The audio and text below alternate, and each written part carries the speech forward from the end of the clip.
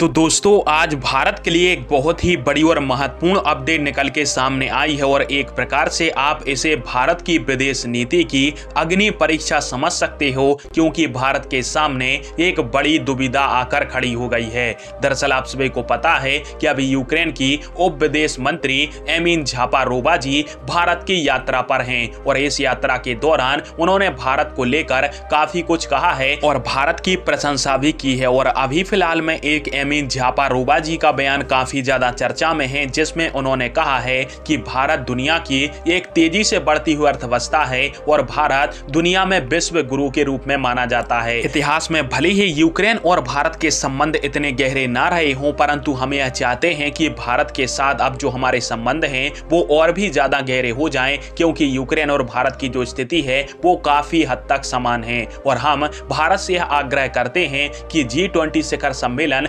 जिसका भारत इस साल अध्यक्ष है, उसमें यूक्रेन को बोलने की एक बार स्वतंत्रता दी जाए और भारत यूक्रेन के अधिकारियों को भी G20 शिखर सम्मेलन में आमंत्रित करे, ताकि यूक्रेन पूरी दुनिया के सामने अपनी आवाज को रख पाए। और हमें बड़ी खुशी होगी यदि भारत ऐसा करता है और हमारे राष्ट्रपति को यूक्रेन के लोगों की तरफ से इस अंतर्राष्ट्रीय मंच के ऊपर बोलने का मौका दिया जाए। और स्क्रीन के ऊपर आप सभी इसका स्क्रीनशॉट भी देख सकते हो, जिसके माध्यम से यूक्रेन की उप विदेश मंत्री की तरफ से यह स्टेटमेंट दी गई है। भारत के लिए बड़ी दुविधा इसलिए होगी क्योंकि पहली बार पुतिन सिर्फ भारत के खातिर G20 शिखर सम्मेलन में भाग लेने के लिए सितंबर में भारत आएंगे और यदि सामने यूक्रेन के राष्ट्रपति व्लादिमीर ज़ेलेंस्की रूस के खिलाफ बयानबाजी करेंगे तो फिर भारत की मीटिंग में एक बड़ा हंगामा भी हो सकता है। और जिस प्रकार से G20 के वित्त मंत्रियों और विदेश मंत्रियों की जो बैठक है वो बिना किसी संयुक्त परिणाम के समाप्त हो गई, ठीक उसी प्रकार से भारत की